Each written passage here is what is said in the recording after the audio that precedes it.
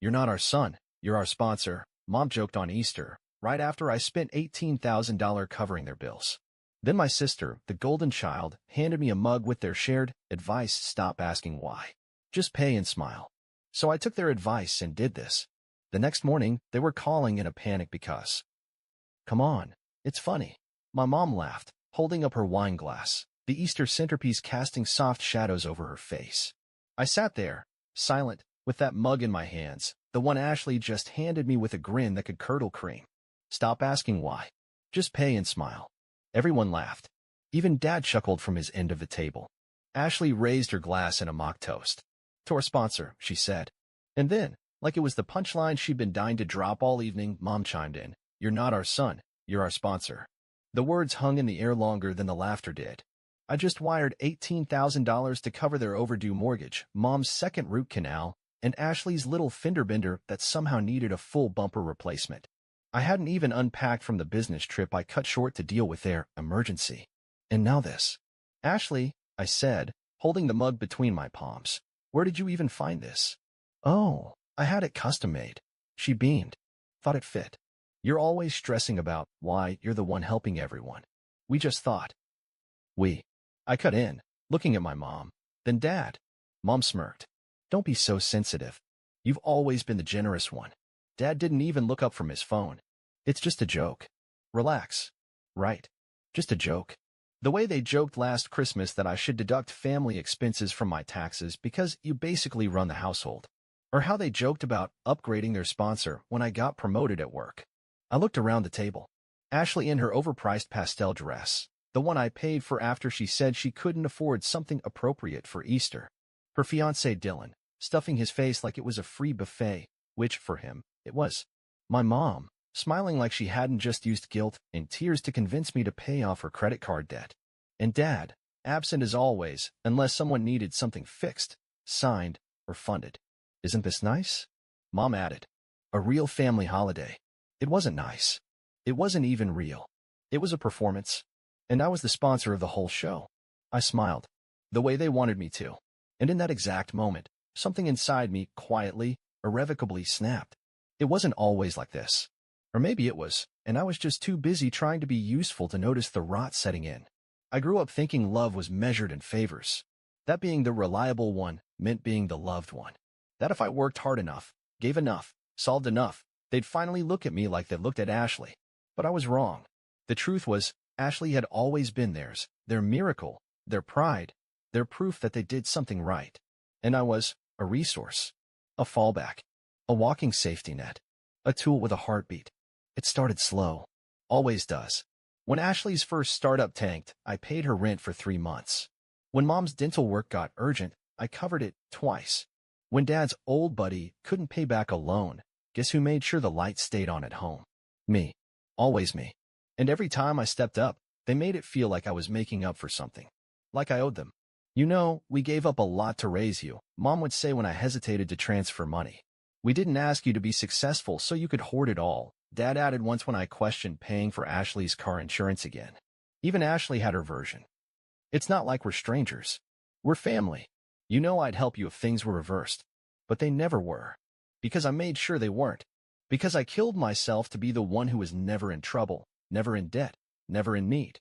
The first real crack came 6 months ago. Ashley called me crying about Dylan's business. "It's falling apart," she sobbed.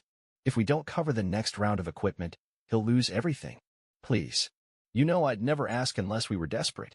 I transferred $4,700 that same night. A week later, I saw her tagged in a photo at some luxury vineyard. Laughing, glass of wine in hand. Dylan beside her, flashing a Rolex. The caption? "Weekend well earned." I didn't say anything. Instead, I told myself maybe it was sponsored. Maybe it was old. Maybe she needed the break. But the photos kept coming.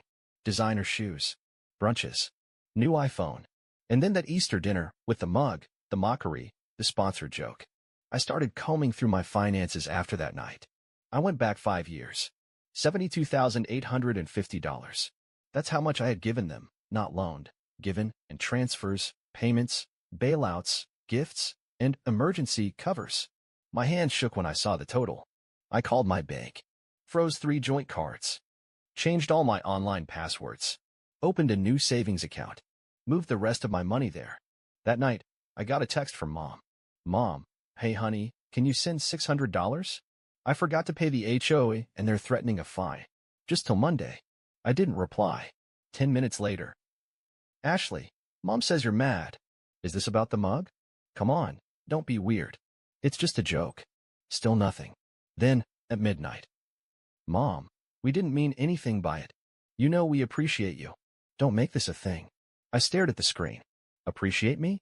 Like how they appreciated me the night I drove 6 hours in the snow to get Dad from the ER because Ashley had a spa appointment. Like when they left me off the family group trip to Maui because you wouldn't want to waste money on that kind of thing, right? No, this wasn't appreciation. This was addiction. They were addicted to the version of me who paid quietly and asked for nothing. Well, withdrawal's brutal. The next morning, Ashley showed up at my apartment. I opened the door and she barged in like she owned the place. Seriously, she snapped. You're ignoring us now? I leaned against the counter. You mean like how you ignored my last raise, my last birthday, and every time I said I was overwhelmed? She scoffed. You're making a scene over a joke mug? No, I said. I'm making a scene over $72,000 and zero respect. That shut her up. She blinked. What are you talking about? I've tracked every penny I've sent in the last 5 years, I said. Every emergency. Every loan you never paid back. Every phone call that ended with me feeling like I owed you something. Ashley crossed her arms, defensive. We're family. You're supposed to help. No, I said. I did help. I helped you stay comfortable while calling me uptight. I helped Mom pay off her cards while she called me paranoid. I helped Dad with his projects while he told people I was cold. She rolled her eyes. This is so dramatic. What? You're cutting us off now. Going to punish us? I smiled. No, I said quietly. I stopped asking why. And for once, I smiled while saying no. That smile stayed with me the rest of the night. And apparently, word traveled fast, because by the next evening, I got an invite. Family Zoom call. Subject line. Let's clear the air. Ashley sent it. Of course she did. She never could stand not being the center of resolution. I joined the call at 7 p.m. sharp. Ashley looked polished in a way that screamed strategic charm. Mom was all pearls and practice concern. Dad, muted, disengaged, like always. Dylan hovered in the background with his shoulders halfway out of frame, as if afraid guilt was contagious. Hey, there he is. Ashley chirped. Glad you made it. We figured it's time to move on, right? Of course, Mom nodded. It's Easter season. Time to heal. Family first. I smiled, easy, controlled. Glad we're all on the same page. Ashley launched into a self-congratulatory speech about how tension isn't healthy and how we're stronger when we stick together. I listened like it was background jazz. Under the table, I unlocked my phone. Opened my banking app. Ashley was mid-sentence, something about rebuilding trust, when I pulled up the insurance dashboard. Ashley's 2021 Toyota Corolla. Registered in my name. Paid monthly. $249 auto payment. I clicked Cancel Policy. Confirmed. Then switched tabs. DMV portal. Transfer of ownership from me to Ashley. Submitted. Back to banking. One last flourish. Send $1 to Ashley. Message. This is the last dollar you'll ever get from me. Frame it. Click. Done. Her phone buzzed. She blinked, looked down, and scowled. What is this? I sipped my tea. I just took care of something important. Mom squinted. What kind of important? I leaned in. Smiled. Don't worry. You'll feel it by tomorrow. Then I unmuted myself. Clicked, leave meeting. And watched their frozen, confused faces vanish like smoke. The chime on my phone confirmed everything. Payment sent. Insurance canceled. Title transferred. And somewhere in Ashley's inbox, a legal email letting her know she was now the proud, sole owner of her own mess. Ashley's car disappeared from her driveway at exactly 9:17 a.m. I know that because she texted me the moment she realized it. Ashley, did you cancel my insurance? Ashley, seriously? Ashley, my car is gone. Towed. Ashley, you're crazy. Call me now. I didn't answer. An hour later, my mom started calling. Then my dad. Then Dylan. 8 missed calls in under an hour. I knew what was coming next. Dad, text we need to talk. Sunday. 5 p.m. Family only. No excuses. Perfect. I showed up without a smile. Without guilt. Without apologies. They were all there, just like I knew they would be. My mom. arms crossed like a disappointed teacher. My dad, stiff, hands in his lap. Ashley, hair messy, no car keys in sight, phone clutched like a weapon. Dylan sat off to the side, quiet, pale, eyes darting. Sit, Dad grunted. I stayed standing. You think this is funny? Mom snapped. What you did to your sister. The humiliation, the danger. Danger. I raised an eyebrow. You mean, finally making her responsible for her own property? That kind of danger. Ashley jumped in, voice sharp and panicked. You had my car towed. No, I said. You had your car towed. I just stopped paying for it. I reached into my bag and pulled out a folder. Thick, organized, color-coded. $72, $8.50. I said, laying it flat on the coffee table. That's how much I've given this family over the last 5 years. Everyone went silent. I'm not asking anymore. I'm demanding repayment. Mom laughed, a sharp, shaky sound. You can't be serious. Oh, I am, I said. For the first time in my life, I'm dead serious. I opened the folder. Inside, bank statements, transfer records, Zelle screenshots, auto payment schedules, all neatly highlighted. I've split the amount between the three of you, I said. Mom, $23,700. Ashley, $38,600. Dad, $10,550. I expect a payment schedule. I'll give you 90 days. Dad stood up, voice low and angry. You think you can treat your family like debtors? No, I said. I think you've been treating me like an ATM with a guilt complex. I'm just doing the math. Ashley rolled her eyes. So what, you're keeping score now? You said you were doing all this out of love. And you said you respected me. Then you gave me a mug that said stop asking why. Just pay and smile. I reached for another document and slid it toward them. Remember that emergency line of credit I opened for the family 3 years ago? The one Mom called just a formality? I pointed at the signature. It's binding. Legally. So yes, I can sue. The room was frozen. Dylan whispered something under his breath. What? Ashley snapped. He looked at me, then back at her. His voice shook. I told you this would happen. I told you he'd fight back. You told him? She shrieked. Are you kidding me? I trusted you, he said. You said he'd never push back. That he was too soft. Ashley's lip trembled. Mom jumped in again. You're overreacting. You're going to destroy this family. No, I said. I'm just closing my accounts. Then I pulled out the printout of the $1 transfer. I dropped it on the table. Transaction note. This is the last dollar you'll ever get from me. Frame it. And if you think this is betrayal, I said, stepping toward the door, then you haven't even begun to understand what losing me actually means. No one said a word as I left. For the first time ever, they couldn't. The silence was loud. After I walked out of that living room with my folder and their jaws on the floor, no one reached out. No rage texts. No guilt calls. Not even a single passive-aggressive meme from Ashley. It was bliss. For the first time in years, my phone was quiet.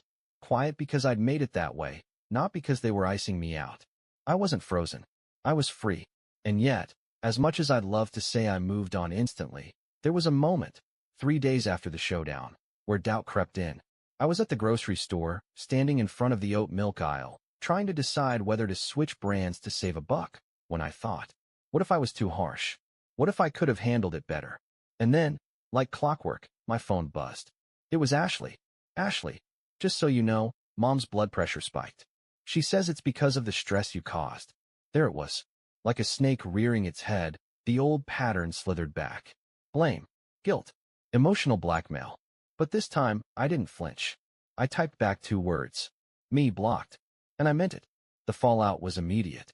2 days later, Mom showed up unannounced at my apartment building. I only knew because the front desk buzzed me. She says she's your mother, and it's an emergency. I didn't even ask what the emergency was. I just said, tell her the sponsor's out of service. Click. But the wildest thing wasn't their desperation. It was how good it felt. I was going to the gym again. Sleeping better. Cooking meals that didn't involve stress scrolling through my banking app. My apartment felt lighter, like it had been carrying ghosts I hadn't noticed until I kicked them out. Then, one night, I got a message I didn't expect. Not from Ashley. Not from my parents. From Dylan. Dylan, I know this is weird, but can we talk? I stared at the screen for a while. I wasn't sure if it was bait. I wasn't sure if he was being used as a puppet. But curiosity won. Me talk. No favors. No guilt. Just talk. Dylan, I get it. I really do. I want to tell you something. Alone. We agreed to meet at a coffee shop the next day. Neutral territory. He showed up looking like he hadn't slept in a week. I'm not here to defend Ashley, he started, sitting down. Good, I said. Because I'm not interested in hearing it. He nodded. I'm here because I think I'm done too. That got my attention. I watched her lie to your face. I watched your parents let it happen. And I kept waiting for them to show some decency, but they didn't. And now, he ran a hand through his hair. Now she's talking about suing you for emotional distress. I blinked. Seriously? He nodded. She's spiraling. And honestly, I don't think she believes it'll work. She just wants to punish you. I leaned back. And where do you stand? He looked me in the eye. I'm out. I'm done financing delusion. I've already spoken to a lawyer. I'm filing for separation. That stunned me more than any punch she could have thrown. I'm sorry I didn't speak up sooner, he added. I should have. You were the only one holding everything together. I was just trying to stay afloat. We sat in silence for a while. Then, right before I left, he handed me an envelope. Inside, a check. $1,000. Memo. Toward what they owe you. I know it's not much, he said. But it's from me. Not them. I figured you deserve to know someone saw you. It was the first time in years I felt the burn of real tears behind my eyes. Not from pain. From validation. That night, I opened my laptop. Pulled up the spreadsheet labeled family debt. Next to Dylan's name, I wrote, paid $1,000, with sincerity. Then I renamed the file. Closure, in progress. I poured myself a glass of wine. The good kind. The kind I used to save for holidays that were always ruined by fake smiles and tighter budgets. This time, I drank to myself. To the peace.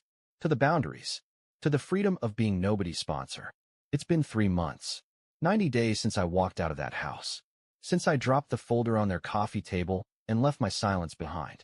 I haven't seen them since. The call stopped around week 4. The texts tapered off by week 6. I heard through mutual friends that Ashley has been taking time to heal, which I assume is code for finding a new fool to fund her lifestyle. I didn't care. I wasn't angry anymore. That's the thing they never understood. When I said, I'm done, I didn't mean mad. I meant finished.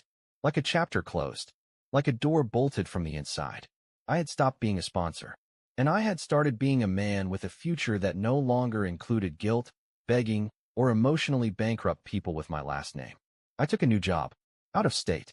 Better salary, less chaos. New apartment.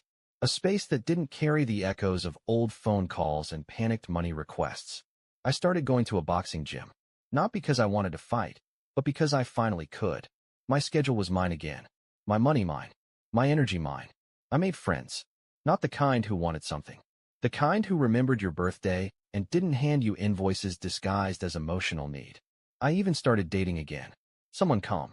Someone kind. Someone who asked, what do you need today? Instead of, can you help just this once? Life wasn't just better. It was real for the first time in a decade. Then, last Sunday, exactly 90 days from the confrontation, something unexpected happened. I got a notification. A deposit. $1. From Mom. The memo? Thought you'd want the mug framed properly.